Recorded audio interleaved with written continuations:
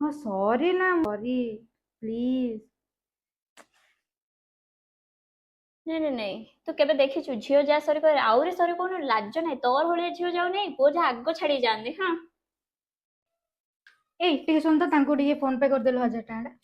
ମୁଁ ତତେ ଆରମ୍ଭରୁ କହିଛି ନା, ସେ ପୁଅ ନାହିଁ ତୋ ପାଖରେ କାହିଁ ପଇସା ପାଇଁ ଅଛି ହେଲା। ପଇସା ନଥିଲେ ନା ସେ ତୋଠୁ ତତେ ନାହିଁ କେବେଠୁ ଛାଡି ଦେଇଥାନ୍ତା। ଆଜି ପଇସା ଦଉଛୁ, କାଲି ତ ଆଇଫୋନ ଦେଇଦେ, ତାପରେ ସବୁ ଦେଇଦେ ହେଲା। ହଉ ଲୋ ମତେ କଣ ଅଛି, ମୁଁ କରିଦେଲୁ। କରିଦେବି। ହଁ ହଁ ବୁଲିବା ପାଇଁ ଯିବ ତ? ହଁ ହଁ କିଛି ପ୍ରୋବ୍ଲେମ ନାହିଁ, ତମେ ଆରାମସେ ଯାଇକି ଆସ। ହଉ ରଖୁଛି। ଆଁ ନାଇଁ ନାଇଁ ନାଇଁ, ତୁ ମତେ ଗୋଟେ କଥା କହ, ମୋ ପାଖରେ ଏଇଠି ବଇଛୁ, ତୁ 10 ଥର ଫଟୋ ଉଠେଇ ତାକୁ ପଠେଇଲୁନୁ, ତାକୁ ଗୋଟେ ଥର ହଁ କହିଦେଲୁ। ହଁ କଣ କହିଲ? ଖାଇବନି ତ? ସତରେ ଖାଇବନି ତ? ହଉ ଠିକ ଅଛି, ମୁଁ ହେଲେ ଖାଇବିନି ହେଲା।